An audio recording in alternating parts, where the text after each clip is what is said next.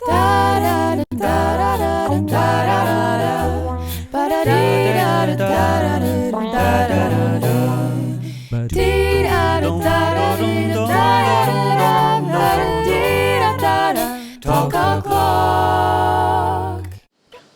noite, Talkers. Bem-vindos à quarta sessão do Talk O'Clock.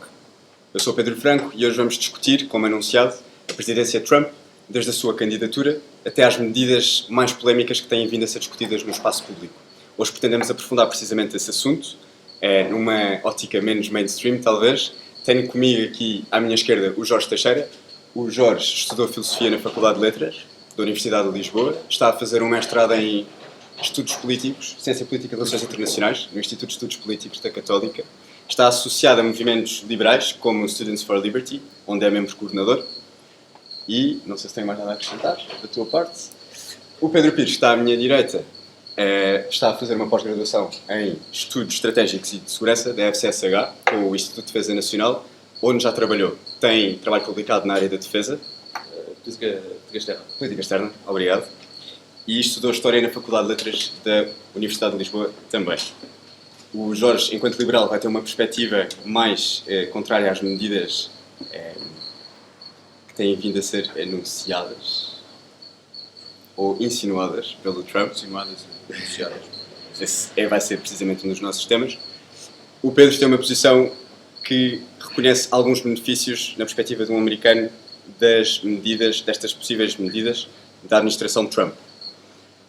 Para recapitular como é que chegámos a este ponto, recordamos os resultados eleitorais de novembro de 2016 e também recordando a explicação técnico-jurídica do Vasco Ressano Garcia nesta semana.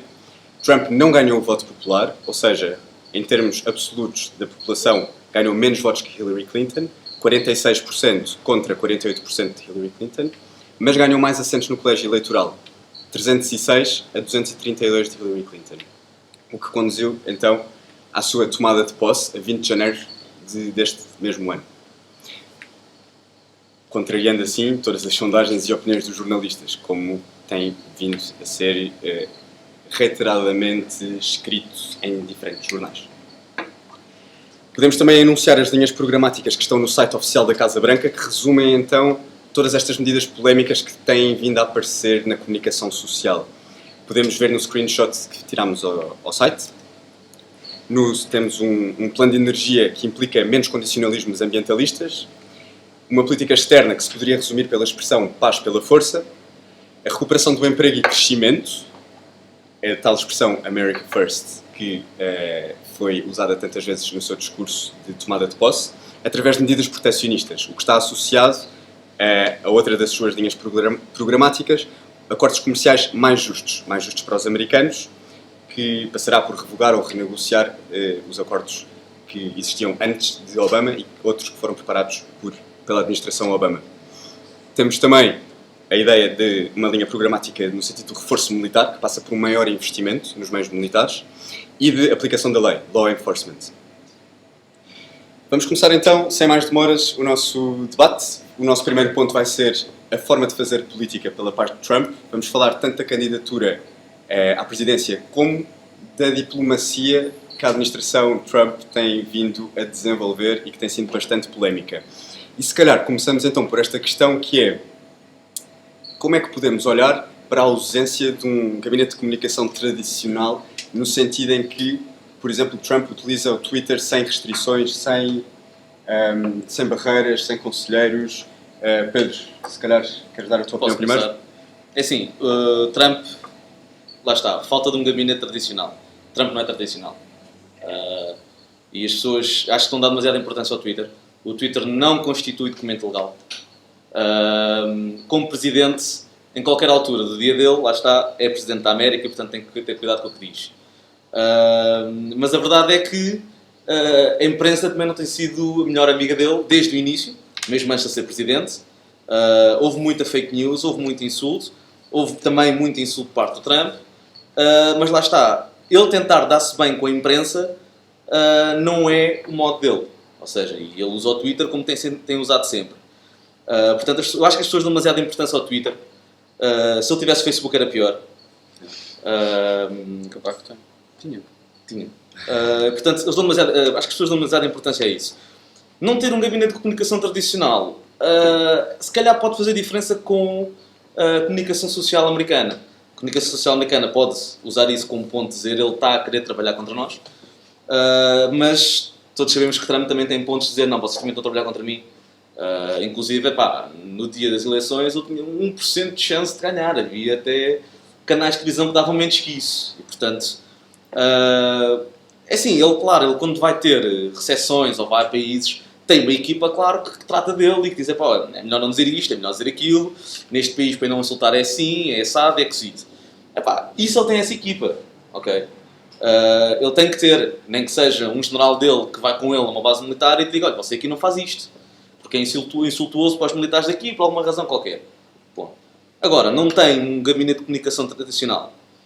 Agora, reparamos, ele tem um mês de presidência. O tipo, no mês de presidência dele, teve primeiro limpar a casa dele, porque nos esqueçamos que ele tem conservativos que são tradicionais, tem outros que são mais progressivos.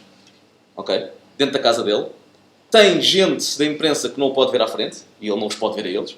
Ok? E, portanto, ele neste primeiro mês tem andado a arranjar um círculo em que ele confie para que ele possa trabalhar. Ok? E qualquer pessoa faz isso. Neste caso é o Trump, tem tido uma polémica enorme, e por isso é que tem sido medidas, se calhar, um bocadinho mais drásticas, ou mais mediáticas, mesmo medidas não sendo mais drásticas, ok? E, portanto, eu até me arriscaria a dizer que ele, mais tarde ou mais cedo, há de ter isto. Há de ter este gabinete, há de formar este gabinete. Ok? Por enquanto tem os seus conselhos de Estado. Exato. Tem tentado a fazer desde o momento em que se anunciou a candidatura, porque, o gajo chegou a presidente, não chegou, então resultou. Portanto, ele tem um objetivo, e até agora as medidas que ele tem usado têm resultado, neste campo. Portanto, ele vai continuar até aí, ou até a imprensa se acalmar, ou até ele acalmar a imprensa, e a partir daí acredito que sim, que ele faça um gabinete de comunicação tradicional. Até porque ele não pode estar tipo todos os dias pronto. Tu, que opinião tens em relação à forma da comunicação de Trump? Ora bem, a forma de comunicação de Trump é sempre um mistério, porque, em primeiro lugar, temos de ver as circunstâncias em que aparece a candidatura dele. Eu não vejo muito bem como é que surge em termos pessoais a vontade de se candidatar à presidência dos Estados Unidos, além de um sentimento de personal achievement, portanto de chegar o mais alto possível nos Estados Unidos. Já tinha bastante poder económico, já era mediático, já dominava a televisão e já agora ia dominar o poder político. Estes são os motivos que eu vejo. Mas mais importante do que isso é, não sei se ele tinha noção das possibilidades que ele tinha de realmente ganhar quando começou, e não sei se por isso também ele não fez um discurso mais solto e menos cuidadoso. Isto é uma possível causa que eu arranjo. Há outras explicações que se arranjam para o estilo de Trump, muito baseadas também naquilo que é a obra publicada dele. Portanto, que eu já tinha, de facto, desde o início, concebido uma certa estratégia de comunicação que iria ser mais eficaz do que todos os outros grupos. E foi eficaz na medida em que, e não sei se isto foi ideia dele ou se foi por ter bons conselheiros, ele conseguiu, de facto, arranjar um conjunto de eleitorados muito específicos e, portanto, é relevante dizer-se que ele não ganhou o voto popular, mas conseguiu ganhar o colégio eleitoral exatamente porque soube apontar para os swing states e compreendeu o que é que o eleitorado dos swing states estava neste momento a precisar, em termos de discurso. Não estou a dizer, não sei se em termos de medidas, mas pelo menos em termos de discurso, porque se vamos ver aquilo que é o discurso dele e aquilo que é o real Estado dos Estados Unidos, neste momento existe assim, há alguma diferença. Isto é, os Estados Unidos estão em pleno emprego, estão em crescimento económico, os efeitos da globalização não foram assim tão adversos nos Estados Unidos. Pode-se dizer que a digitalização da economia cria um problema, mas não a globalização ela própria. Mas o que é certo é que o discurso que ele conseguiu fazer foi eficaz. Se foi correto é outra questão. Sobre a equipa de comunicação de Trump. Existe uma equipa de comunicação de Trump e existem dois nomes que têm sido frequentemente mencionados. O primeiro é Steve Bannon e o segundo é Sean Spicer. Sean Spicer, como porta-voz da Casa Branca, tem levado a cabo aquela estratégia de Trump, portanto está a atacar agressivamente a maioria da imprensa dita tradicional, Estes são os conflitos que nós temos visto, portanto está a levar a cabo a estratégia de Trump. Depois, por outro lado, como diretor da White House Communications, portanto as comunicações da Casa Branca, temos o Steve Bannon, que era o diretor do Breitbart, que era um jornal de direita, não diria extrema-direita, uma direita radical, com muitos seguidores de extrema-direita, com certeza, mas que ainda conseguem encapotar o seu discurso de alguma maneira. E Steve Bannon é aquele que se considera que tem sido... Que é diretor de estratégia. Que é o diretor estratégico em termos de comunicações, e considera-se que ele é que tem sido o vulto por trás disto tudo. Sobre Steve Bannon, só queria deixar 2 ou 3 notas. Para já, ele apresenta uma visão que é um pouco estranha do mundo, uma coisa completamente... não tem nada a ver com aquilo que nós temos assistido em termos de estratégias e de visões tradicionais do mundo, ou nem sequer tem muito a ver com aquilo que é o Partido Republicano. Steve Bannon tem uma visão apocalíptica daquele que é o futuro, portanto considera que existe quase uma guerra existencial e apocalíptica que se aproxima, que só poderá ser superada se na Europa e nos Estados Unidos se forem instaurados regimes de uma natureza conservadora, nacionalista e autoritária, ou considera-se um nativista identitário. Os comentários dele mostram uma visão conspirativa do mundo também, e ele faz um pouco o papel de ideólogo. Agora, eu diria que ele até tem os dias contados na Casa Branca, porque Steve Bannon tem um problema. Steve Bannon é demasiado ideológico. E Trump não é um líder ideológico, creio que toda a gente consegue compreender isto, e Steve Bannon, ao longo do tempo, criará mais problemas a Trump do que vai resolver. E eu diria por isso mesmo que o cargo dele está a prazo, na medida em que Trump, quando quiser obter resultados, se compreender que Steve Bannon está a fazer sombra, Steve Bannon sai. Até porque Steve Bannon é o mais fraco no contexto de toda a administração da Casa Branca. Porque dentro da Casa Branca, a maioria das pessoas que estão lá a trabalhar ainda assim são pessoas com alguma ligação ao establishment. O próprio Sean Spicer vem do establishment, ele já trabalhava com o Partido Republicano, e por isso, se Steve Bannon sair, não se perde muita coisa.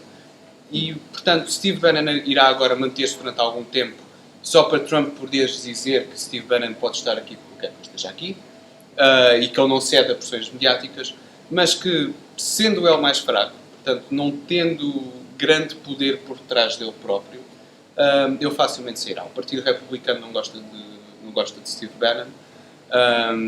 Não há muita gente, o eleitorado relevante, que veja em Steve Bannon um grande ídolo ou uma grande referência, e por isso ele irá sair. Mas a estratégia de comunicação irá continuar ainda assim. Achas que irá continuar na mesma linha? Irá continuar na mesma linha, provavelmente. Apesar da inflexão que houve no discurso ao Congresso, que foi um discurso muito mais pacífico, Trump vive de facto desta manutenção constante de tensão diária com a comunicação social e com o uso do Twitter também como forma não mediada de acesso às pessoas. Como é que tu consideras essa utilização do Twitter? Em termos, sendo institucionalista, considero que é altamente problemática, e eu compreendo a justificação de que, de facto, a comunicação social não tem sido particularmente favorável ao Trump, não tem de ser favorável ao Trump, mas meios como a CNN e outras empresas de comunicação não têm sido mais honestos a lidar com Trump, e muitas vezes enviesam demasiado aquilo que está de facto a acontecer. E quando aquilo que é necessário, de facto, aquilo que se quer que a comunicação social faça é um escrutínio, esse escrutínio tem de acontecer. E é importante, como presidente como Trump, que não sabemos exatamente de onde vem e porque é que vem ou que vem, é ainda mais importante esse escrutínio. Se a imprensa começar a comportar-se de tal maneira que perca prestígio, então aí Trump ganha completamente a alavancagem para poder rejeitar estas pessoas completamente do jogo. Agora, isto não deixa de ser grave. Eu há pouco disse que Cavaco Silva fazia uso do Facebook, mas fazia sempre num registro de comunicados, portanto, quando queria deixar comunicados de uma maneira acessível, publicava no Facebook.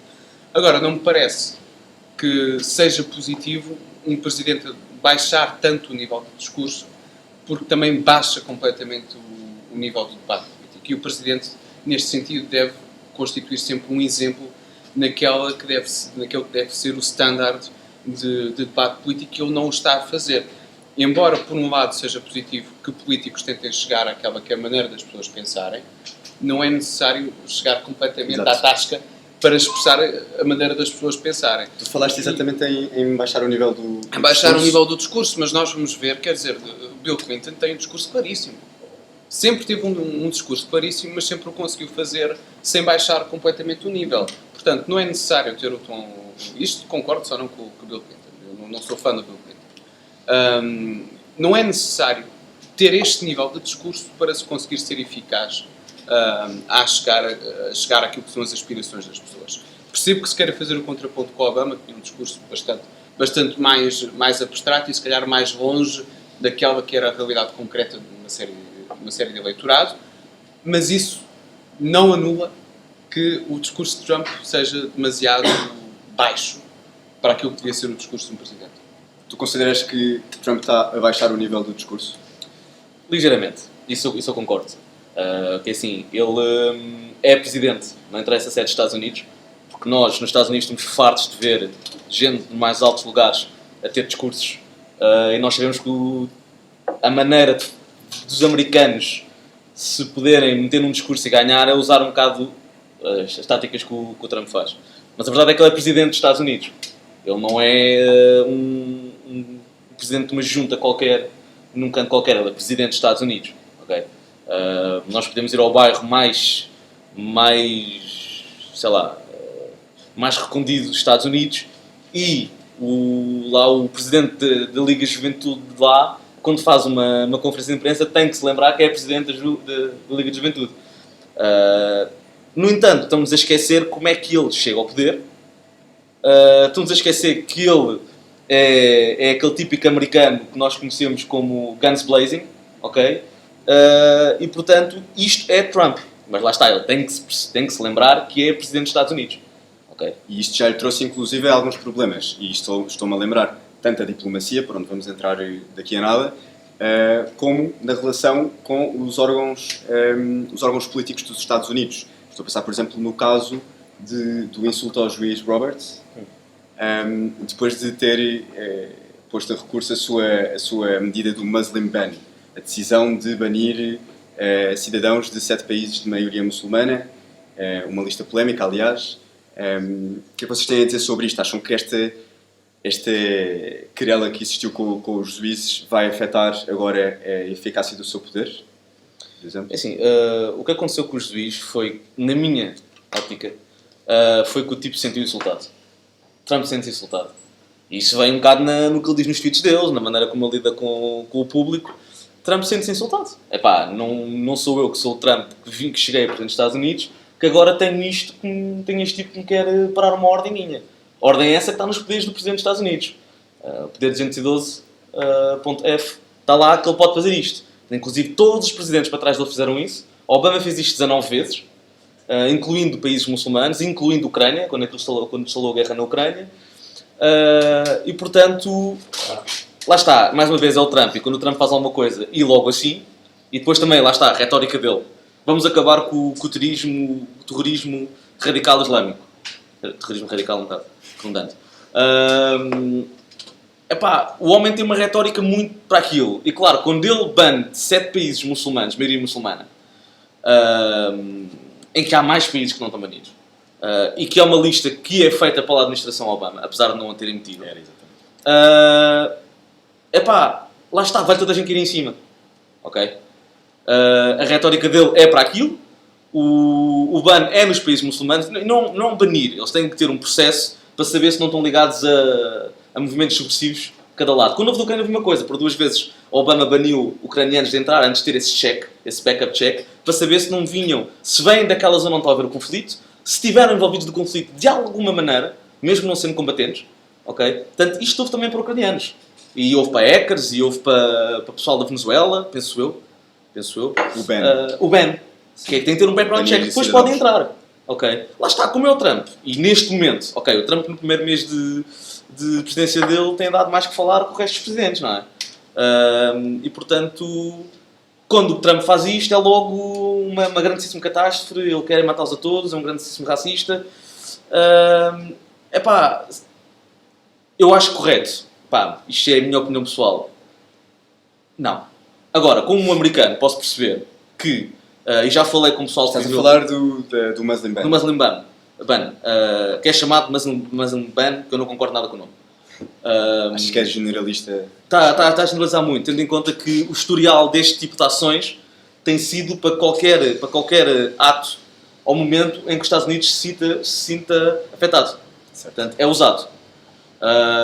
É assim, por acaso tenho uma colega de faculdade, já uma senhora já com idade, já se formou, e viveu muito tempo nos Estados Unidos.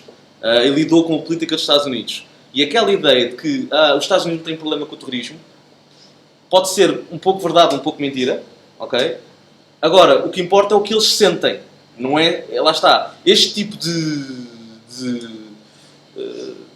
digamos, de mediatismo vem muito do que os americanos sentem ou não, ok? E o que ela me diz é que sim, há uma boa parte da população americana que sente medo.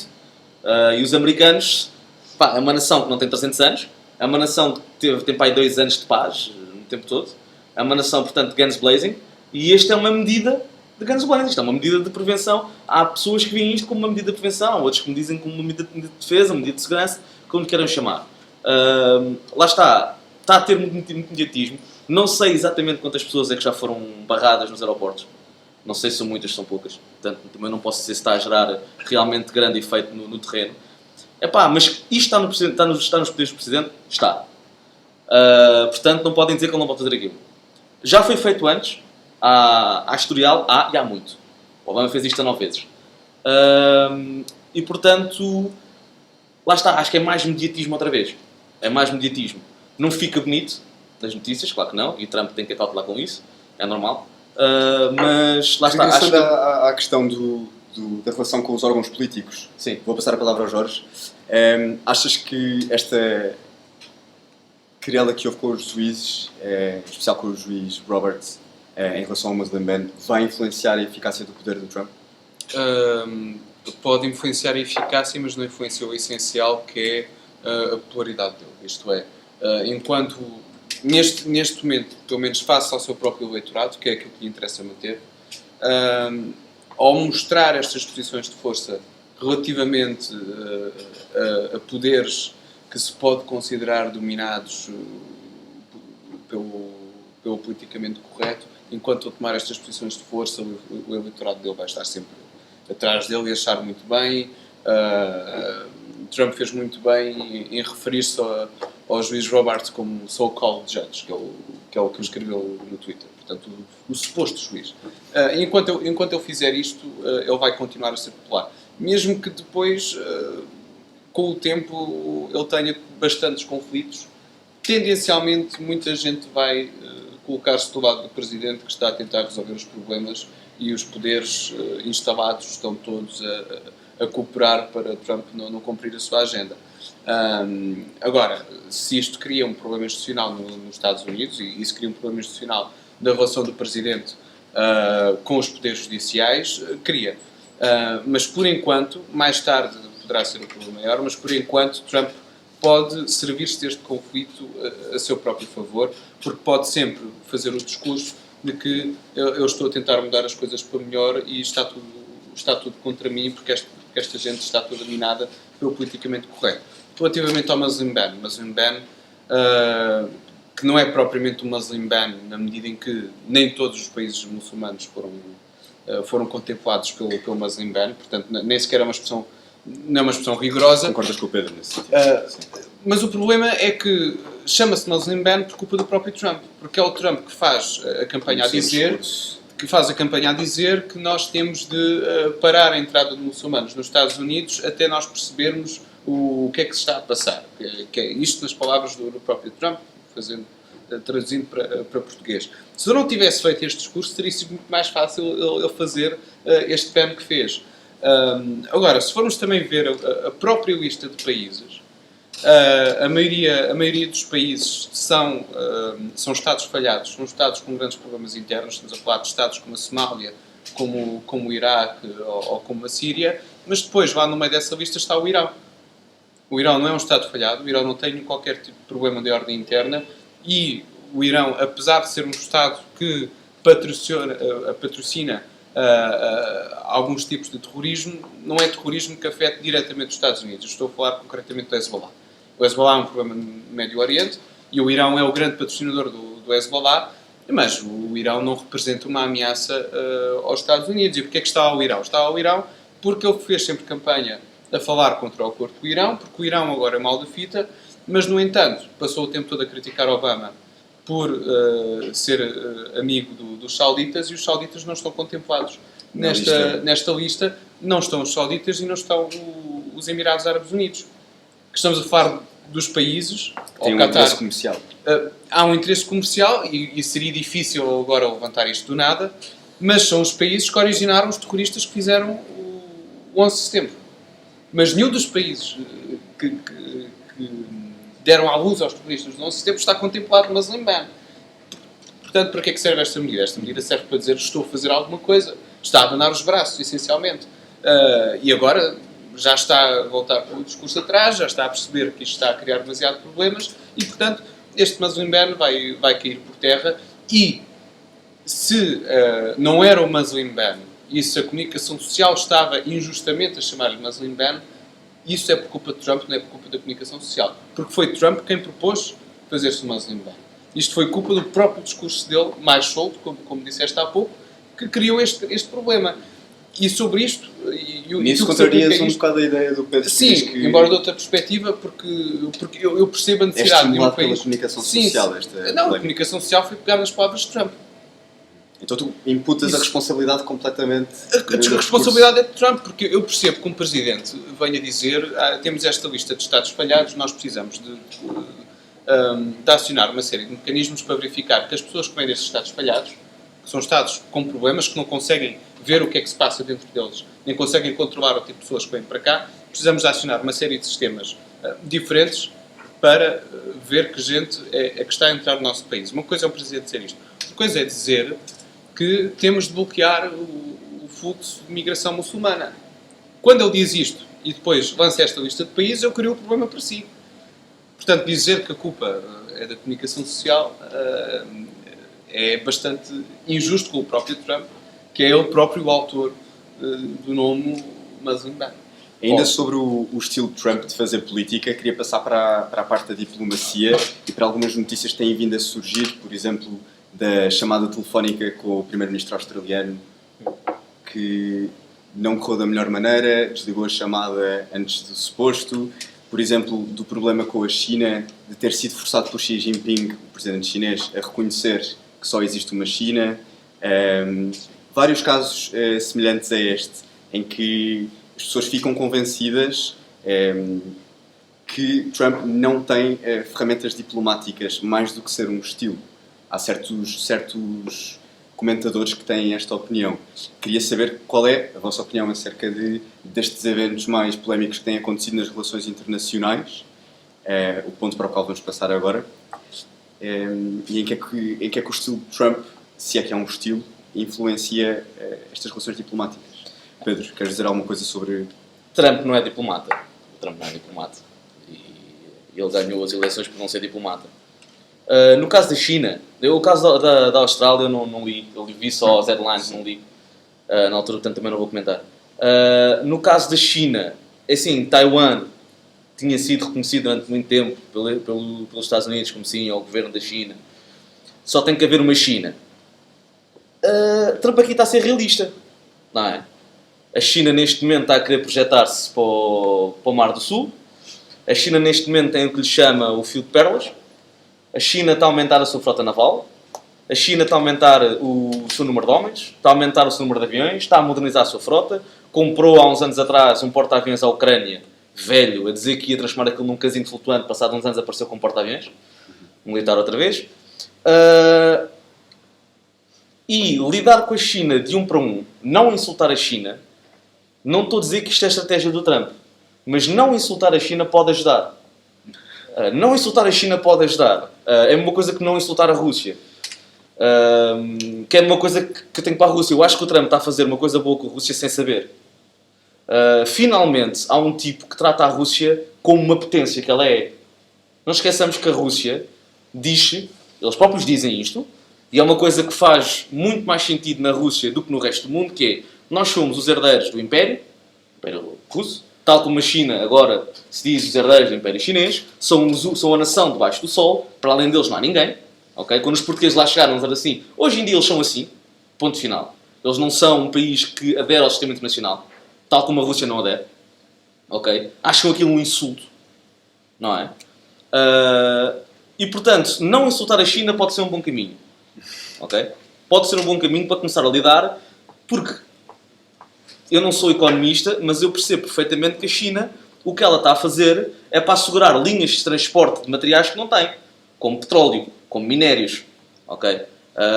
E toda a linha de pérolas é para isso. Ela cria... Podes explicar o que é a linha de pérolas? A linha de pérolas basicamente é o controle de vários portos e pontos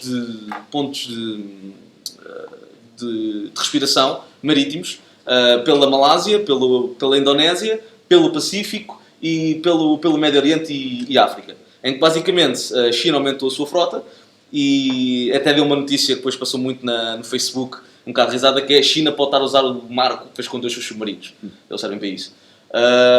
E portanto, eles têm frotas, como têm os americanos, como têm os russos, como têm outros, okay? Não é nada diferente, a fazer patrulhamento em águas internacionais, sempre às voltinhas, com submarinos para as voltinhas, em pontos-chave, onde passa o comércio internacional, onde passam os recursos que a China precisa. Isso é o teu mapa. É o mapa. Então podemos ver esse mapa, talvez. Sim. Que a China precisa daquilo para sobreviver, para se manter no século XXI. A China não tem petróleo. Minérios tem poucos. Está a ter neste momento uma classe média muito forte. Muita gente subiu para a classe média. E a China está a ver aquilo com um problema daqui a uns anos. E está a ter uma resistência enorme do Japão. Está a ter uma resistência enorme da Coreia do Sul, Taiwan. Sem falar de uma coisa que é a Índia. Que a Índia, para além de não gostar dos chineses, não se podem ver nem um bocadinho à frente, a Índia nos próximos anos terá mais gente que a China, terá uma frota igual ou maior. Neste momento, penso eu que são fragatas, as duas maiores fragatas do mundo estão a ser construídas na Índia. A Índia já tem planos para aumentar a sua frota de porta-aviões, que hoje em dia é essencial na guerra no mar, e está a querer também criar o seu próprio fio de pérolas. Okay? Portanto, estão em rivalidade. Eles que são supostos ser aliados num tratado económico, depois não se podem ver à frente. E esse é um tratado económico que é basicamente Índia, China e Rússia. Que não funciona, porque a Rússia não se está com a China não se está com a Rússia, a China não se está com a Índia e a Índia não se está com a China. Ponto. Relações complexas, não é? Ou, por exemplo, o programa nuclear do Paquistão é apoiado pela China contra a Índia. Simples. E isso vê-se pelo tipo de armamento que eles estão a produzir. Portanto, não insultar a China neste momento pode ser bom. Porque os Estados Unidos ainda não estão em posição de se impor politicamente à China no Pacífico. Okay? Nós estamos a voltar um bocadinho como era a diplomacia antes da Segunda Guerra Mundial. E antes da Primeira Guerra Mundial, que era atos diplomáticos são acompanhados por atos de força. Não são atos de força, são demonstração de capacidades. Okay? Isso vê-se em documentos. Por exemplo, temos o Navigation Plan 2015 dos Estados Unidos da América, em que eles dizem até de 2015 a 2019 queremos ter 60% da nossa frota no Pacífico. Isso são linhas estratégicas que já vêm desde Obama? Sim. Já vêm desde Obama. Irão continuar. Estas linhas à partida irão continuar. Sim. Tendo em conta o discurso da nova... Steve referiu que está mais que interessado em que isso aconteça. Aumentar a presença também no Mar do Sul da Se China. Obama dizia 60%, Bannon dirá 80%. Portanto, isso continuará. Nós temos...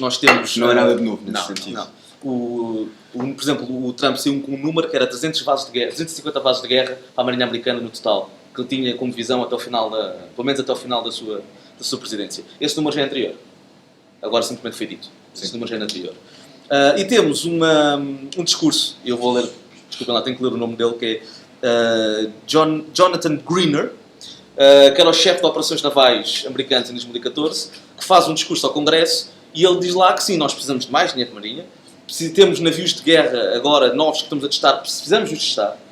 Esses navios, esses vasos de guerra que estão nesses 60%, que têm novo armamento, que estão em testes, não sei se já estão operacionais, sei que o ano passado estavam em testes, não sei se estão operacionais, e começa a meter medo à China. Depois a China tem o Japão, temos a Austrália, que se houver, passa a expressão batatada, e se tocar na Austrália, a Austrália vira-se para os Estados Unidos, não me cheira que eles se virem para o lado da China. Temos a Índia, Temos o Japão, temos a Coreia do Sul e temos o Vietnã, que o Vietnã já durante a guerra do Vietnã não estava bem com a China. Só se estava porque estavam lá os americanos. E portanto, temos aqui um número enorme de forças navais e a força, apesar da força que os americanos querem meter no Pacífico, não ir igualar numericamente a força chinesa, temos que relembrar que a força americana tem anos de experiência em guerra. Ok? Portanto, já teve muito tempo a afeiçoar as suas manobras táticas, as manobras estratégicas, a maneira de pensar. Ok? A frota indiana aproxima-se muito da frota chinesa, pelo menos tenta. E, portanto, a China, daqui por 3 anos, não saberemos se será o grande poder naval do Pacífico que é agora. Porque eles estão a querer criar muitas fricções no Pacífico Sul. Estão a criar ilhas artificiais com pistas de aterragem. A China. Lá está o poder aéreo. Por isso é que os chineses quiseram comprar o porta-aviões e dizer que iam transformar no casino e afinal não era um casino. Por isso é que estão a renovar as forças armadas deles. Mas esquecemos de outra coisa. O que é gasto pelos Estados Unidos em defesa é mais que os 10 países atrás gastam dele. Entre eles a China, entre eles a Índia, entre eles a Rússia, entre eles a França e... Somado. Ok. Portanto, e este reforço que o Trump está a querer fazer, já o Obama tinha falado dele. O Obama, quando fala de uma redução das forças armadas... Mas não foi tão mediático. Não foi tão mediático. Não foi tão mediático. Mas não foi tão dito. Não foi tão dito. E o Trump, lá está, o discurso dele, lá está, é este, eu estou a fazer alguma coisa, portanto eu vou dizer, e vai meter os números da preto e branco. Ok? Portanto, e lá está, a China está a ficar cada vez mais sozinha no Pacífico. E portanto, mas neste momento, a história da China não, se calhar é um bom caminho. Eu acho que ele está a fazer isso. Se não está a fazer isso, é divertidamente. Ou então, se está, tem gente muito boa a aconselhá-lo. O que faz sentido que é o Presidente dos Estados Unidos, não é?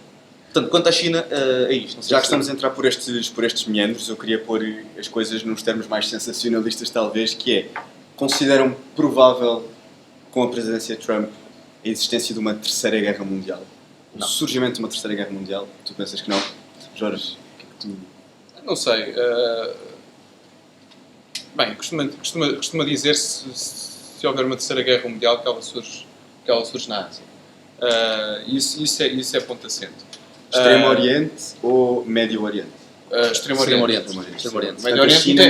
Médio Oriente tem muitos terroristas, mas não deixa de ser um deserto. Quer dizer, não há poder militar ali concentrado. Quer dizer, bem, existe a Turquia, mas a Turquia não irá protagonizar um problema desses. Esse problema, a começar, pelo menos pelo que se conhece agora, irá partir da China. Sobre a China. A China é um caso interessante, visto que Trump é eleito a acusar Hillary Clinton de ser excessivamente bélica e também contra os neoconservadores republicanos por serem excessivamente bélicos. Quando passou toda a campanha a atacar a China, quando Hillary Clinton também, apesar de ter um discurso que vem um pouco na sequência de Obama, que era de tentar criar uma parceria ou tentar manter uma parceria com a China, mas começou a falhar no final do mandato de Obama. Obama tentou fazer essa aproximação com a China. Obama tentou também fazer uma aproximação à Rússia, mas depois falhou miseravelmente. E as relações ficaram ainda piores do que estavam quando era com Bush. Mas, por causa da questão da Síria, nomeadamente? Nomeadamente por causa da questão da Síria e a questão da Ucrânia. A questão da Ucrânia é que foi o ponto de viragem os russos sentem-se enormemente insultados com o que se passou com a Ucrânia. Sentem-se bastante insultados. Mas sobre a China, eu não sei se Hillary Clinton teria sido melhor ou pior. Tenho a impressão que teria sido melhor. Porquê? Apesar de Hillary Clinton ter basicamente começado a sua carreira política a fazer um discurso pelos direitos humanos na China, portanto, ela é odiada pelo Partido Comunista Chinês, porque foi fazer este discurso quando o seu marido era Presidente dos Estados Unidos, no meio da China. Portanto, os chineses já não gostam de Hillary Clinton à partida. E Hillary Clinton não simpatiza propriamente com os chineses também. Mas, por outro lado, Trump está a catalisar uma escalada de conflito entre os Estados Unidos e a China, porque vejamos, a possibilidade de uma guerra comercial com a China é uma perspectiva bastante negra no que toca às relações internacionais, porque a China não deixa, apesar de rejeitar o sistema internacional tal como está estabelecido, ela é um pilar do sistema internacional. Isto é, a China, desde que entra na OMC e que decide, na Organização Mundial do Comércio, decide jogar o jogo das instituições liberais tem feito um papel importantíssimo. Aliás, quando houve a abertura de mercado protagonizada por Deng Xiaoping depois de Mao Tse-tung, a China basicamente declarou a morte do socialismo, visto que a União Soviética também estava em colapso. Portanto, China é bastante importante, mas China tem problemas internos graves, tem um equilíbrio interno que não é de fácil manutenção e, quando destabilizada, pode tornar-se bastante perigosa. Neste momento, o que é que está a acontecer?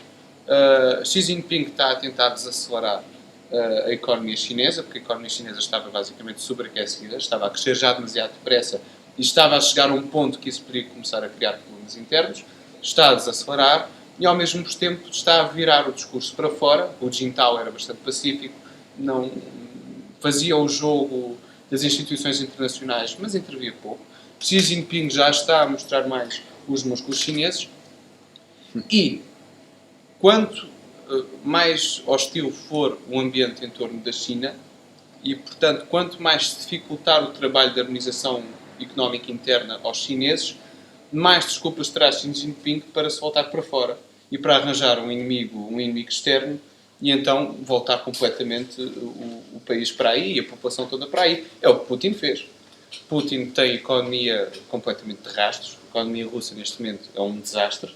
Mas Putin continua a ser popular, mesmo que ande toda a gente a comer terra, porque já conseguiu nomear um inimigo externo e tem toda a gente mobilizada contra esse inimigo externo ou inimigos externos, que são o terrorismo islâmico e os Estados Unidos, que não estão a ajudar a Rússia a combater o terrorismo islâmico. Enquanto Putin pode manter este discurso, Putin continuará a ser popular. E claro, e ao mesmo tempo que faz isto, está a fazer a sua reconciliação com o passado russo, tanto com o passado czarista como o passado comunista. Mas a China deve ser sempre gerida com bastante cuidado. Toda a gente quer que a China esteja internamente estável. Porque se começarem a surgir desequilíbrios, então aí o Partido Comunista Chinês tem de tomar medidas drásticas para certificar que o país está unido. E a forma mais fácil de unir um país é nomeando um inimigo comum. E tu pensas que isso poderá acontecer, sobretudo a partir da guerra comercial, mais do que através de uma guerra militar? Ou sinais de uma guerra militar? A guerra militar... A China está cercada. A China não se vai China está cercada. A China vai fazendo provocações, mas também não me parece que outros queiram provocá-la demasiado. Portanto, estão todos a fazer um concurso para ver quem é que de facto toma conta do mar, mas se surgir um problema, até surgirá mais através de guerra comercial. Se Trump levar a cabo uma guerra comercial com a China, os efeitos poderão ser muito mais graves do que propriamente as tensões militares que existem no Mar do Sul da China, da China Meridional. Lá está, essa guerra comercial far-se-á enquanto a China tiver capacidades para fazer. E é por isso que a China está a apostar tanto nestes choke points, porque tu não consegues fazer guerra nenhuma, nem comercial, nem nada, se não tiveres, por exemplo, petróleo. Ok? Petróleo, basicamente, é energia para tudo. Carvão é energia para tudo. E o petróleo passa todo pelo mar da China Meridional. E por esses pontos, por esses choke points. E, portanto, é isso que os americanos não querem entrar em guerra direta com a China. Porque não precisam. Primeiro, que basta fazer cair estes choke points. Okay? Para isso temos o Vietnã, que não gosta muito da China, temos a Índia, temos a Austrália, temos o Japão, okay? Basta apanhar estes choke points e a China não tem acesso a matéria-prima. Não tendo acesso a matéria-prima, não consegue produzir. Okay? E depois isto é uma bola de neve. Pronto. Tocaste no ponto da Rússia, não sei se dá para... Vamos entrar exatamente nesse ponto. E a sugerir falarmos então o que é que vocês pensam que pode acontecer a partir deste novo relacionamento com a Rússia, por assim dizer, tendo em conta a provável intervenção de hackers russos nas eleições americanas e o material compromissivo sobre Trump, esta tática tão historicamente russa do compromat, de arranjar informação compromissiva de uma figura política para chantagear. Estou a falar destes fatores, mas vocês podem referir outros que considerem pertinentes. O que é que vocês acham que vai acontecer como é que vocês descreveriam a nova relação com a Rússia e o que é que acham que pode surgir daí como consequência? Falando já desses pontos de espionagem, saber... É assim, qualquer Estado tem isso. Muito mais um Estado como os Estados Unidos ou a Rússia, ou China, ok? Isto existe. Era a administração Obama que andava a ouvir as conversas da Merkel e no estado do Parlamento Europeu. Portanto, No caso das escutas. ou seja, eu apostaria que até o nosso governo teria dentro das capacidades dos nossos serviços de segurança informações sobre outras pessoas. Se não têm, deviam ter, e se não estão a trabalhar para o ter, deviam estar a trabalhar para o ter. Portanto, é normal. Hackers russos. É assim, ataques há, todos os dias. E os americanos dizem, e os russos dizem-nos, e isso ter influenciado, em termos de votos numérico, as eleições, não me acredito. Não me acredito. Mas isto é uma suposição minha. Eu não sei muito de informática, ok? Eu mexer com este tablet já é difícil, portanto não sei se os hackers realmente conseguem alterar os números. Pronto, portanto, é isso. Quanto à Rússia em si como Estado, volta-se à ideia da China. Não quis chatear a China. Trump, eu acho que está a lidar bem com a Rússia sem saber. Ok? Isto porquê? E é uma crítica que eu, como historiador, faço ao pessoal de Ciência Política e Relações Internacionais. A Ciência Política e Relações Internacionais não começa como muitos tentam fazer. Eu já ouvi mas mesmo muito seminário, muita conferência sobre isto, com a queda da União Soviética. Okay? A história da Rússia, se nós quisermos perceber os problemas, por exemplo, entre a Rússia e a Ucrânia, podemos ir até metade do século XIX, ou para trás, dizer a Guerra da Crimeia, quando os ingleses estiveram. Certo. Okay? E há uma coisa que chama-se memória histórica, que nestes países vale mais do que qualquer diploma. E quando eu digo vale mais, vale mesmo a vida e morte. E portanto, estamos a esquecer também quem é Putin. Porque Putin tem a sua estrutura montada. Queria centrar-me mais nessa questão. Atual, Putin tem a sua estrutura. estrutura montada à volta dele. Ok? Putin é um ex-KGB. E portanto ele é treinado para não gostar de americanos e não gostar do Ocidente. Ele é treinado na ótica da União Soviética, na ótica de que nós somos os herdeiros do Império Russo. A Rússia agora diz herdeira do Império Soviético, e Elton já dizia isto no seu tempo, nos meados, digamos assim, dos anos 90, por causa da Ucrânia e por causa da Rússia se manter como status de grande potência e manter o seu armamento nuclear, soube fazer aquilo muito bem. No que toca à Ucrânia, há acordos com a NATO, há acordos com a União Europeia, em que a Rússia, para além de papelada, tem a palavra, e isso é que importa para a Rússia. Isso é que importa. Que é, muito bem, nós asseguramos a integridade, Rússia, asseguramos a integridade da Ucrânia, a gente não se mete com eles não se metem connosco, apesar de serem nossos inimigos mortos. Não esquecemos o que é que Stalin fez nos anos 30 aos ucranianos. Morreram milhões em 2 anos, à fome, literalmente de propósito. Portanto, eles não gostam de russos nem um bocadinho, e os russos não gostam um bocadinho nem de ucranianos. E o que acontece é... a Ucrânia tinha armamento nuclear no final da guerra, os russos não queriam que eles tivessem armamento nuclear. As organizações como a NATO foram lá, tira lá o armamento, e eles garantem que não te invadem. Mas também havia outro fator, que era a NATO não se espalhar para aquela zona. Aquela zona estava a dizer, isto fica... Os russos disseram, isto é a nossa influência. Vocês podem vir cá, fazer comércio, tudo muita gira com a União Soviética. Mas a influência é nossa. Nós somos os herdeiros da União Soviética. E de repente temos a Ucrânia a ser envolvida pela Europa e pela NATO.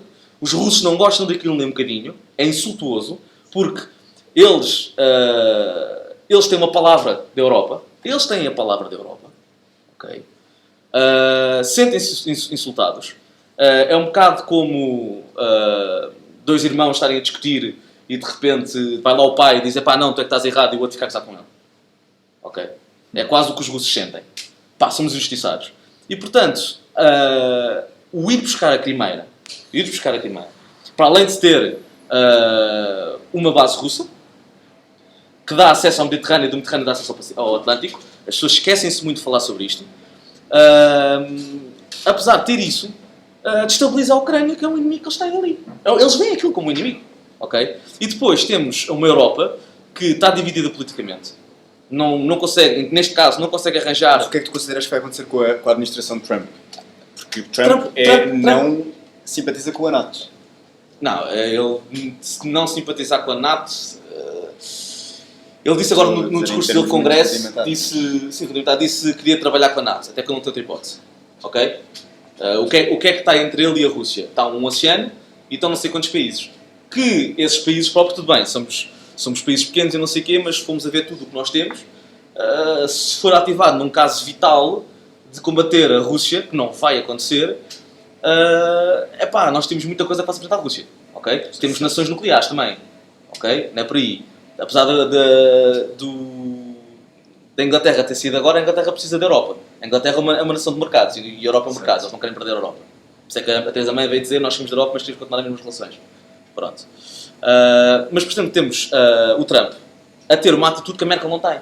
A Merkel tem uma atitude de Ostpolitik, que é vocês são maus, mas nós temos que estar com vocês estão aqui ao nosso lado. É verdade. O Trump não.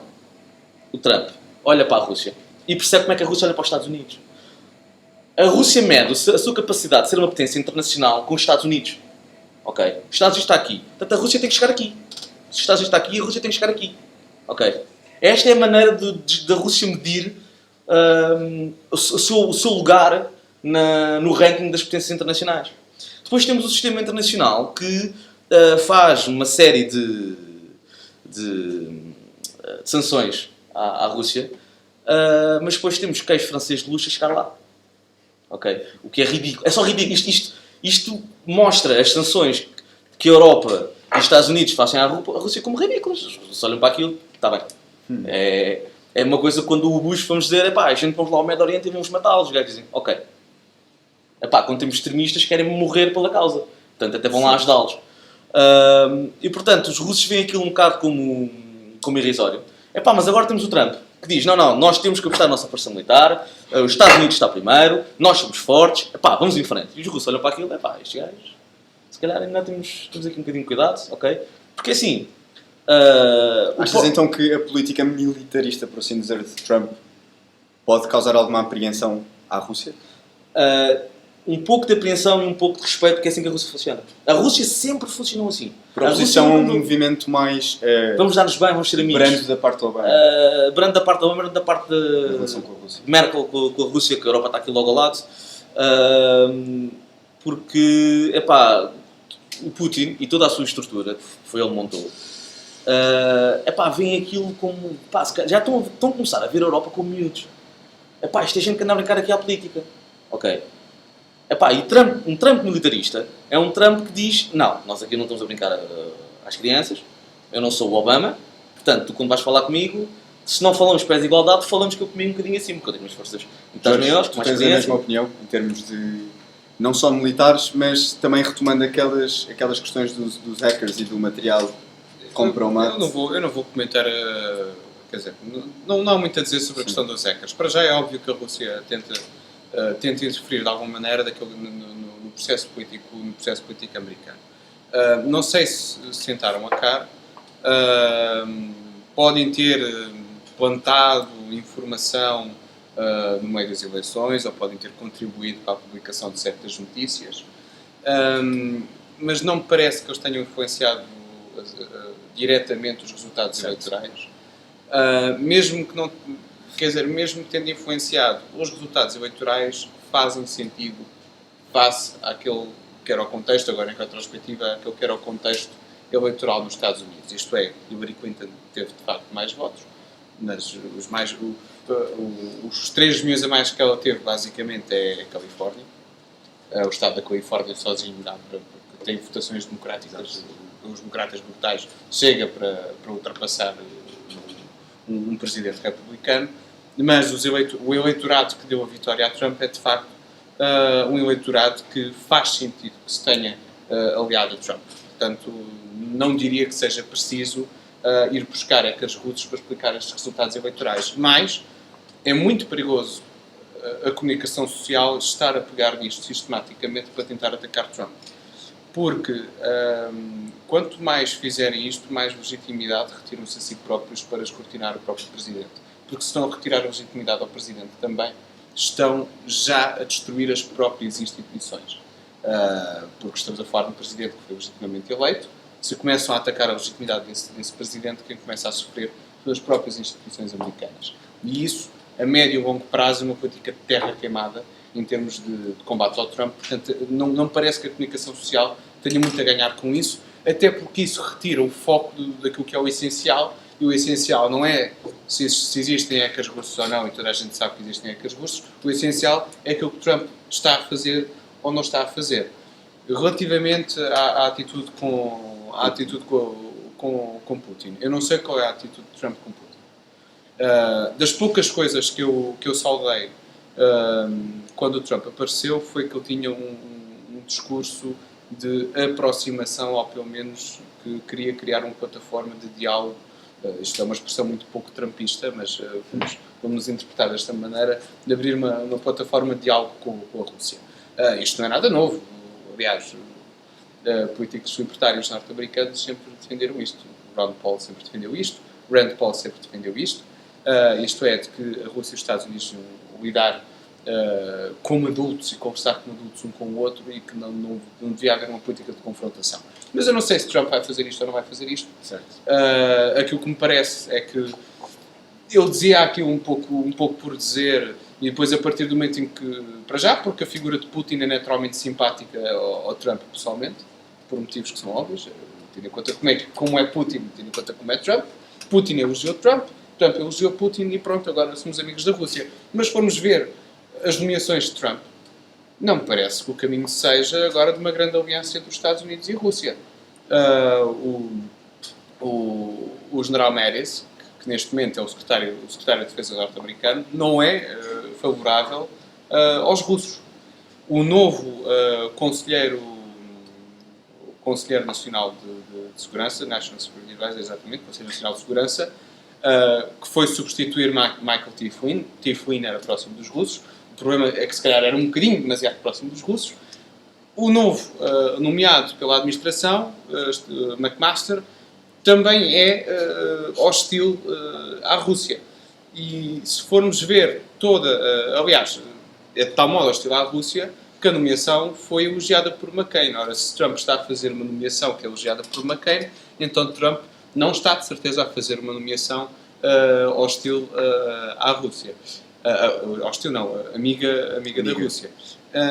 Portanto, acho que este discurso por parte dos Estados Unidos se vai inverter e que as coisas vão continuar um pouco na mesma, mesmo que possam aparentar ser diferentes, porque os nomes essenciais da administração, se calhar com exceção de Rex Tillerson, mas muitos nomes importantes da administração de Trump são nomes que não são favoráveis à Rússia. Portanto, irá provavelmente haver uma inversão de caminho, ou melhor, o caminho que Trump dizia que queria seguir nunca vai na realidade acontecer. Mais atrito entre os dois países, portanto. Não estou a dizer necessariamente mais atrito, mas não vai haver uma grande amizade, uma grande aliança, isso está completamente fora de questão. As relações podem estabilizar por agora, mas mais do que estabilizar não será possível. Não haverá uma grande aliança como algumas pessoas achavam que poderia acontecer. Vamos passar então para a política de imigração. Temos mesmo de acelerar o passo. E vamos passar então brevemente, já falámos do Muslim Ban, vamos falar então da relação com o México e o que é que a tal medida polémica da construção do muro pago pelos mexicanos, primeiro se vai ser possível, depois em que é que isto influencia a relação com o México, e depois também queria perguntar-vos se há condições legais para deportar os 11 milhões de imigrantes ilegais, portanto o equivalente à população portuguesa, se há condições nos Estados Unidos para isso, legais, se sim, que mecanismos é que vão ser ativados e se vocês consideram isso legítimo ou não? Mais numa perspectiva liberal ou proteccionista? Não, eu quanto aos imigrantes não defendo, isto é pessoal, uma ideia proteccionista. Ou seja, até porque lidar com 11 milhões de pessoas não é com medidas proteccionistas que lá vamos. São seres humanos. Não é, lá está, medidas proteccionistas económicas é uma coisa, outra coisa é seres humanos. Ok? Um muro, que não é nada que não exista já, não é nada que a Hillary e o Obama também não tenham feito, não será a melhor medida para lidar com isto. Ou pelo menos, tendo em conta o objetivo final, havendo um objetivo final, que é parar a imigração ilegal, não é com um muro. Ok? Muitos deles entram por baixo de terra, muitos entram por mar, muitos entram pelo ar. Portanto, o muro é mais... como é que eu ia dizer? É mais uma coisa propagandística. e depois ser os mexicanos a pagar por ele. Como é que o Trump quer fazer isso? É que Ele é declara quase que é através de um imposto sobre os produtos bens importados do México. e portanto os mexicanos vendem aquilo mais caro, que é Exatamente, sim. para cobrarem o imposto. Isso é lógica simples. O Trump aí para mim foi propaganda pura. Que se ele vai para a frente com o muro, é bem capaz de ir. O que é que eu acho disso? É estúpido. É simplesmente estúpido. Ser os mexicanos a pagar, mais estúpido é. Porque já tivemos o presidente do México a falar e o homem quase que não chamou estúpido, foi outra na televisão e riu-se dele. O Trump não tem de maneira nenhuma. Relações com o México.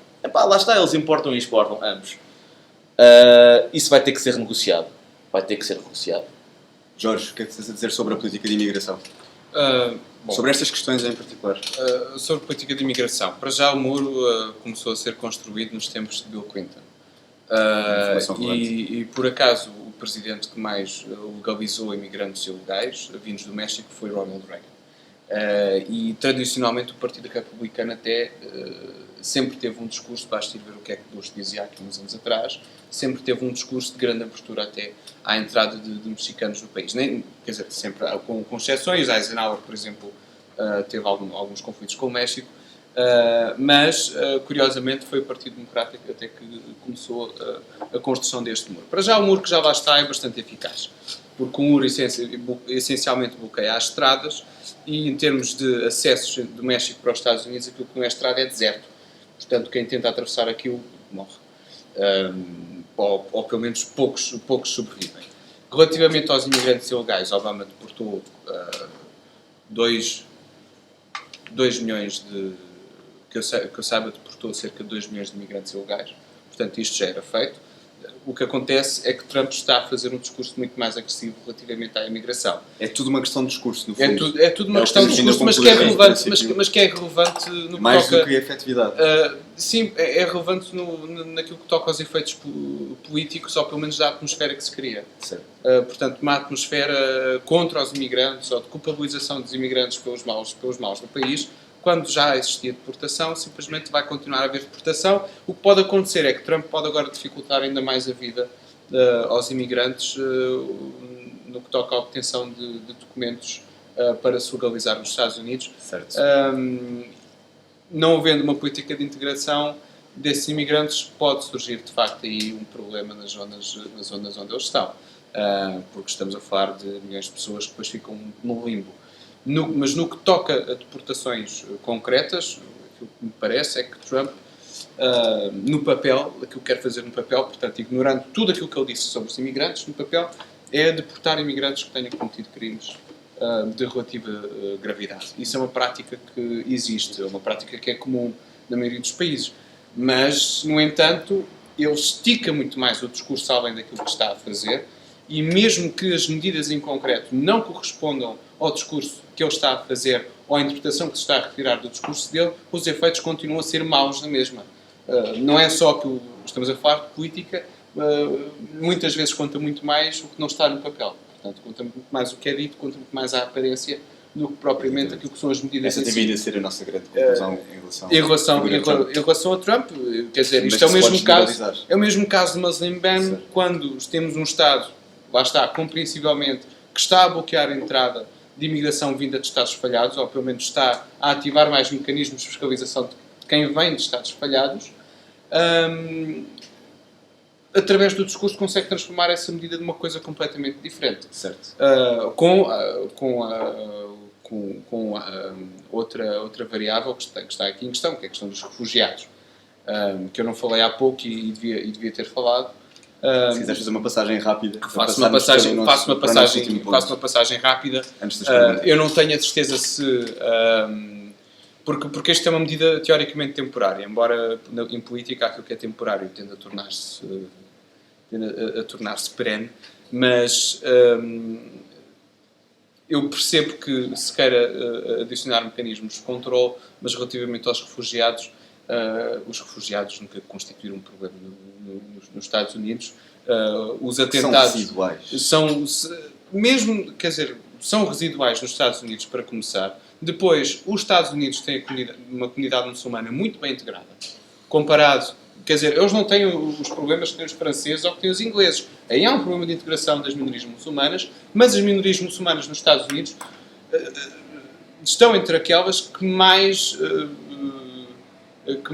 ou que mais pensam como nós. Portanto, em termos culturais, os muçulmanos americanos são muçulmanos que estão mais compatibilizados, digamos, com uma cultura mais liberal, democrática. No caso francês, no caso inglês é diferente porque há muita guetização dessas populações e, portanto, acaba por não haver contacto com elas.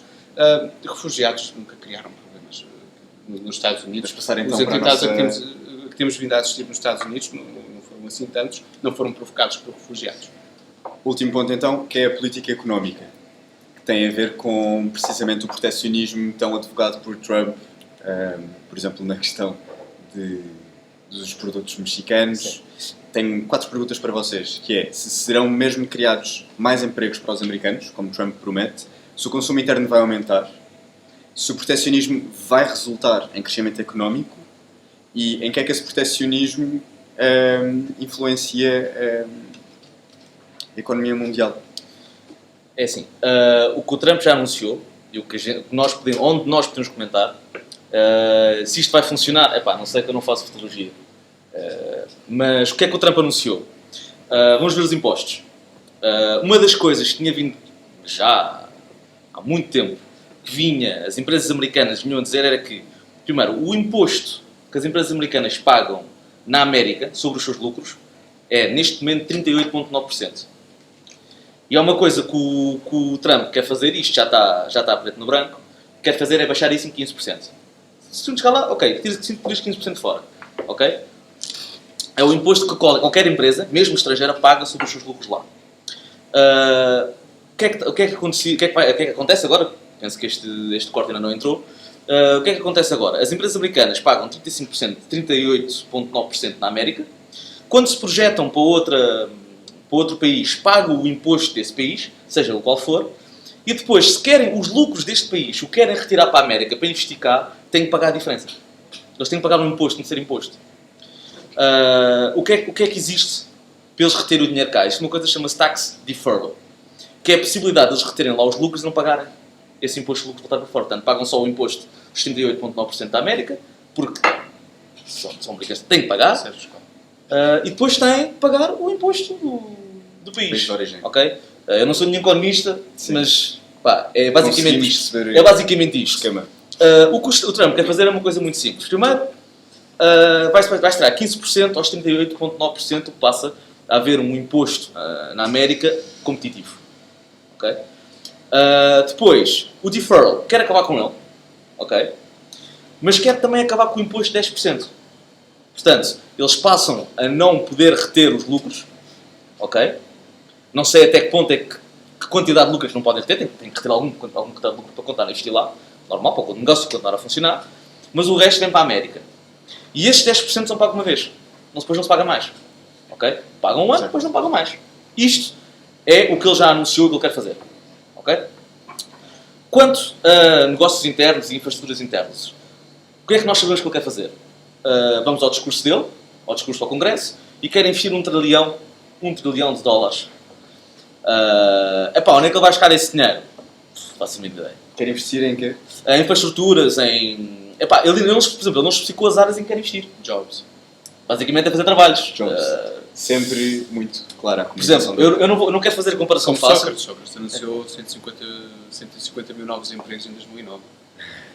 Eu não quero fazer a comparação fácil ao Hitler, mas o que é que o Hitler fez quando chegou ao poder? Vamos fazer autobanos. Fazer autoestradas de todo lado. Sim, e Cavaco Silva. E realmente estou, é verdade. É assim, eu que estudo estratégia, vejo isto de um ponto de qual é que é o nosso objetivo, ou seja, que objetivo é que ele tem e o caminho que ele vai lá levar. A minha política, se importa porque mexe com aquilo, mas não é o meu foco. Agora o que é que se passa? De onde é que vem esse trilhão? Não sei, ele não disse. Ele diz que vem de fundos públicos e fundos privados. Não disse mais que isso. Que áreas é que ele se vai aplicar? Não sei. Até porque ele não disse. Mas um proteccionismo do século XXI não pode ser como a Inglaterra fazia no século XVIII e no século XVII, quando começa com a sua industrialização e os panos é o principal ponto de revenue inglês, em que de repente se um tipo fabrica panos e sabe construir máquinas que fabricam panos, morre. Okay? Isto não pode acontecer no século XXI, portanto isto não vai acontecer. Até porque senão os americanos voltam-se contra ele. Simples. O que é que acontece? Há um modelo americano usado já há muito tempo que pode funcionar como uma espécie de proteccionismo do século XXI. Que é a maneira como o governo dos Estados Unidos gera as suas empresas de defesa. Já falámos há bocado do orçamento de defesa dos americanos, é enorme. E o Department of Defense pega, basicamente, nas empresas como a Lockheed Martin, com quem ele já disse que quer trabalhar, pega nessas empresas e diz assim, meus amigos, eu tenho aqui um X de contratos nos valores astronómicos. E se vocês quiserem trabalhar comigo, trabalhem comigo nas minhas condições. E fazem o gasto, esse dinheiro que eu vos pago é para atingir certos objetivos. Ou seja, eu quero um avião que seja capaz de fazer isso, quero uma fragata que seja capaz de fazer isto, e para depois servir os fins políticos. Funciona como investimento público. Exatamente. Como eu disse há bocado, um ato de diplomacia é acompanhado de um ato de demonstração de capacidades. E, portanto, essas capacidades vêm daqui. Okay? E, portanto, a política move as capacidades das Forças Armadas. E o Department of Defense funciona assim com as empresas. E as empresas não querem sair dali. Até porque as empresas não podem produzir para outro Estado. Essa é uma das coisas. Pá, vocês produzem para nós. Porque os vossos equipamentos são nossos. Ok? Por exemplo, eu sei de um único caso de que a Lockheed Martin, que quem fabrica os novos F-22, que são máquinas estupendas, fabrica o F-16 que nós usamos. Eu sei de um único país que tem mecânicos que são capazes de pegar desde a porca mais pequena até o equipamento mais complicado e juntar aquilo tudo num F-16. Que são mecânicos portugueses, da Força Aérea Portuguesa. São os únicos que eu conheço que foram a Lockheed Martin, tiveram autorização da Lockheed Martin do Estado americano para aprender. Portanto, isto são quase segredos de Estado. Ok? E, portanto, isto é muito bem guardado. E o que é que se passa? Como o contrato é tão volumoso, ok? É nos trilhões, lá está, 1 trilhão. Mas também são 100 trilhões, também porque a indústria de defesa é muito cara. A indústria pública, a indústria, por exemplo, de construir estradas é mais barata. Por isso é que os volumes vão ser muito diferentes se formos por este modelo. Ok? Porque nenhuma empresa quer se ir embora daquele contrato. Aquilo é uma mina de ouro para eles. Portanto, ninguém se quer ir embora. Ou seja, e se eles decidirem ir embora e decidirem vender algum tipo de segredo, é pá, olha, meus amigos, vão-se embora, a gente vai arranjar outra empresa que faça isto. Ok? Este pode ser o proteccionismo que Trump pode pegar. Eu não sei se vai pegar nisto. Na produção militar. Não, na produção de outras coisas quaisquer. Ou seja, ele pode pegar empresas e dizer, meus amigos, tenho aqui contratos chorudos, mas vocês trabalham comigo, não trabalham com mais ninguém. Okay? E este pode ser o proteccionismo do século XXI. Lá está, isto são projeções de modelos que já existem. Isto existe, isto funciona do Departamento de Defesa. Isto é tirado dos tax, da política dele para os impostos, o que ajuda muito. As empresas serem mais competitivas americanas e pagarem menos impostos ajuda. Ele depois também tem impostos para o cidadão, okay? Que vai baixar os impostos. Há muita gente que vai deixar de pagar income como tax. Como os republicanos costumam fazer. Os income tax, ou seja, por exemplo, uma pessoa sozinha que ganhe menos de 25 mil dólares por ano não vai pagar income tax e um casal que ganhe menos de 50 mil também não vai pagar. Certo. Okay? E basicamente ele está a reduzir a burocracia, o que é muito importante. Na América já há pouco, então vai deixar de haver burocracia nenhuma. Mas lá está, de onde é que eu estou a tirar isto? Do discurso dele, que ele diz que quer fazer, de um modelo que já existe e, portanto, pode funcionar com outras coisas, claro, com uns arranjozinhos, e do que eu quero fazer com os impostos, de tornar as companhias o mercado americano mais atrativo e, portanto, depois pode impor, porque ele tem os impostos, mas depois diz, ok, vem cá com os impostos, mas vem cá com os impostos e agora eu vou-te impor isto, se queres trabalhar cá. Ok, se vais trabalhar comigo, então estas são as regras. É os impostos, que são melhores, mas estas são as regras. E, portanto, este é o proteccionismo que eu vejo o Trump fazer. Vou passar então a palavra ao Jorge e depois passamos às perguntas do público. Vamos ter espaço só para uma. Consegues responder a estas perguntas que eu fiz? Se serão mesmo criados mais empregos? Há uma data de efeitos ditos positivos que podem surgir à partida, mas nem todos serão efeitos positivos. Para começar, o proteccionismo dele, não sei se fosse há pouco uma guerra comercial com a China, é difícil concretizar propriamente essas guerras tendo em conta as próprias regras que existem dentro da Organização Mundial do Comércio. E a Organização Mundial do Comércio existe principalmente também para se poder resolver conflitos comerciais através dos instrumentos próprios da OMC. Ou seja, eu não posso simplesmente levantar tarifas a um país específico. Posso levantar tarifas para um produto genericamente produzido fora, mas não posso selecionar Não podes visar um país. Não posso visar um país através de tarifas. O que compromete o plano do pagamento do muro mexicano. Não, quer dizer, no caso do pagamento do muro, há várias formas que ele tem para fazer chantagem com os mexicanos. Há muitas posições de força que ele pode assumir com o México, e a economia mexicana é uma economia altamente dependente dos Estados Unidos, porque os Estados Unidos, para já, isto dando dois números, 70% do PIB mexicano, 70% do PIB mexicano é exportações, e 80% das exportações mexicanas são para os Estados Unidos. Portanto, a partir do momento em que Trump assume este tipo de posições com o México sofre. Mesmo que depois isso acabe por se refletir nos preços americanos, o México acaba por sofrer com isto, e isto é mesmo bullying literal por parte de Trump em relação ao México. Agora, o que Trump pode, por exemplo, é retirar os benefícios fiscais às empresas que se internacionalizam. Ele pode fazer isto, creio que é isto que ele vai fazer, e vai favorecer todas aquelas empresas que quiserem investir dentro dos Estados Unidos. Depois, o investimento público que ele pode fazer pode ser através de contratos de defesa, e ele está neste momento a anunciar mais investimento no Exército, e pode ser também através de contratos de concursos públicos para reparação de infraestruturas ou criação de infraestruturas. Existe, de facto, um problema de infraestruturas nos Estados Unidos. As pontes estão todas num estado completamente degradado, e muitas pontes importantes nos Estados Unidos, agora não estou a saber referir, vou lembrar um caso de Pittsburgh, por exemplo, mas isto, se fizerem uma pesquisa, é fácil de encontrar. Sim. Pontos que estão mesmo em risco de queda. E Trump está a responder a esse problema agora, e está a dizer que vai, de facto, fomentar a economia através de investimento, destes investimentos uma espécie de New Deal. É um New Deal, mas muito mais soft. Aliás, Steve Bannon até chegou a dizer que é fã do New Deal.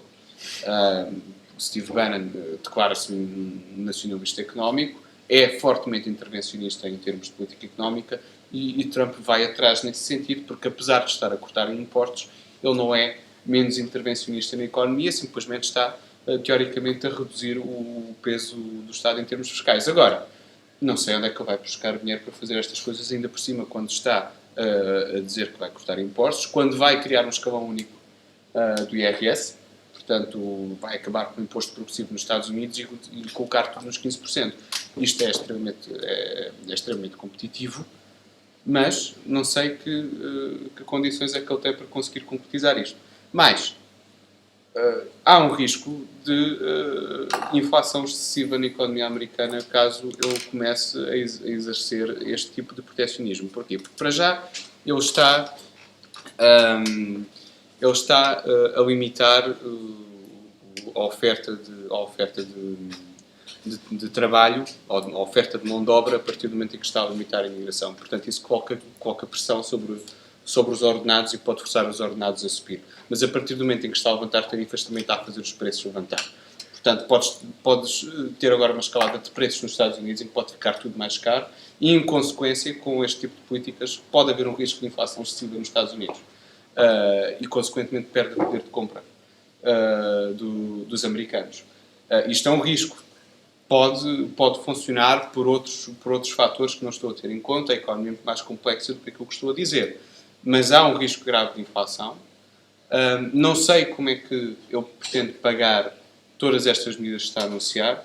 Ele dizia, por exemplo, que muito dinheiro se iria ganhar a acabar com o Obamacare, mas ele não vai acabar com o Obamacare. Vai diminuir. Ele vai diminuir...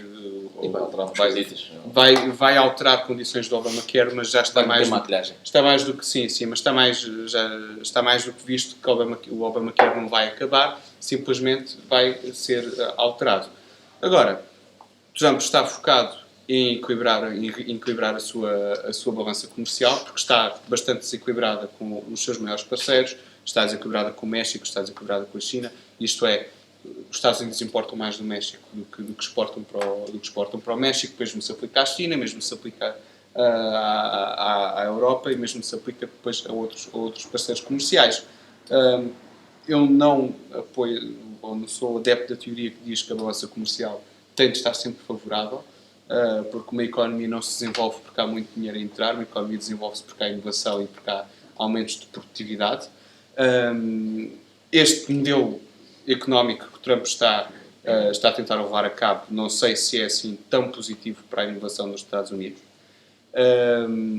E obviamente que, estando sempre a querer estimular a procura, a oferta pode sempre perder um pouco e há um risco de um grande choque de oferta nos Estados Unidos, isto é, de muitas empresas encontrarem-se em graves dificuldades, principalmente aquelas que vivem do mercado internacional e que vivem das cadeias de produção que existem no mercado internacional, porque a maioria dos produtos que nós utilizamos hoje em dia são produtos que são feitos em vários países diferentes, não é só países que vêm do estrangeiro.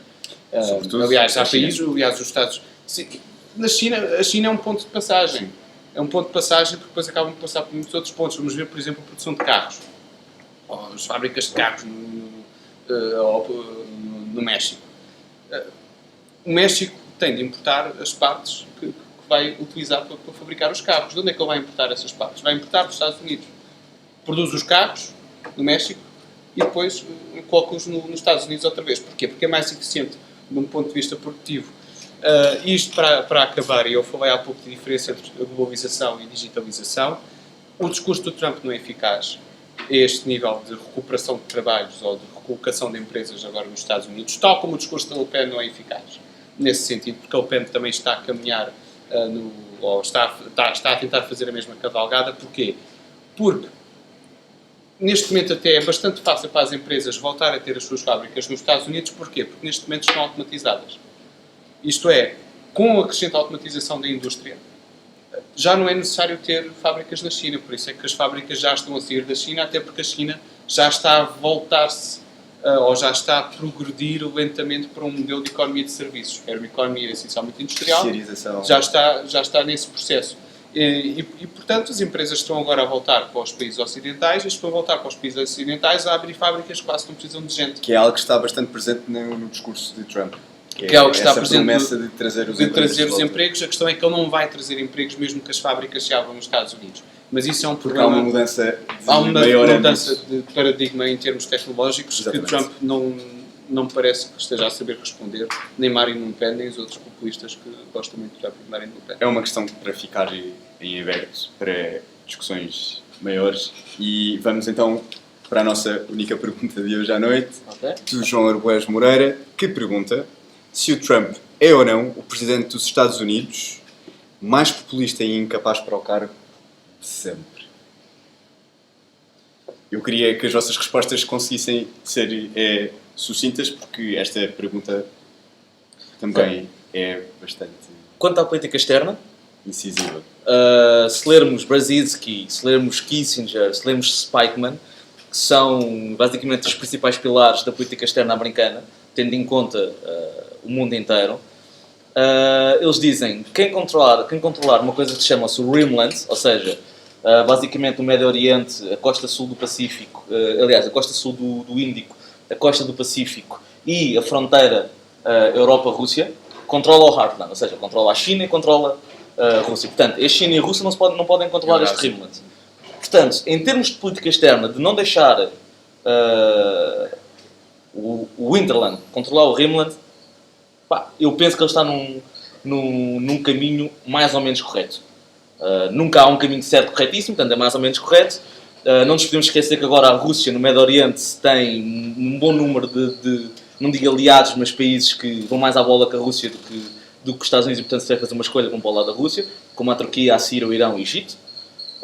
Não nos esquecemos que o Paquistão também não gosta do Irão, e depois o Paquistão não gosta da Índia, e a Índia não gosta da China, a China não gosta da Rússia, porque nos está uma volta. Portanto, se lemos Brzezinski, Spykman, Kissinger, ele está mais ou menos pelo caminho correto. Política interna, lá está, é como eu disse, o proteccionismo dele pode funcionar nos modelos que eles usam no Departamento de Defesa. De onde é que vem o dinheiro? Não sei. Eu também não disse.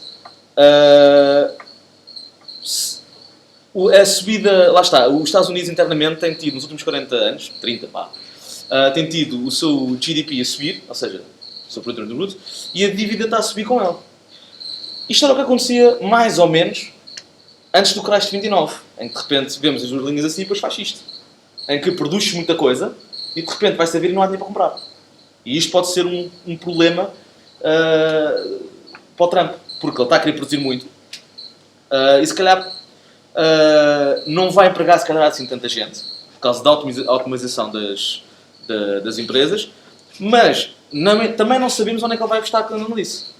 Portanto, estar a dizer que só a automatização das empresas vai fazer com que não se dêem tantos empregos, não se sabe.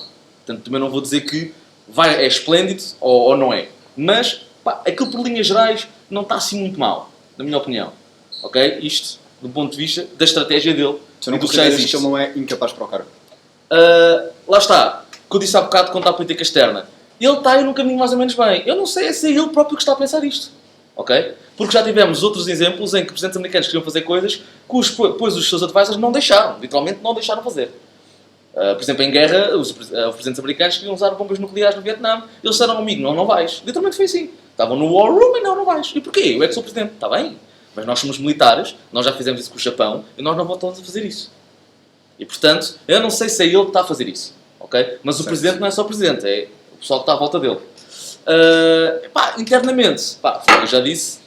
E portanto, se ele é o mais incapaz do mundo, se não for ele a pensar isto, se for ele a pensar estas linhas gerais, ele é bem mais capaz do que as pessoas acham.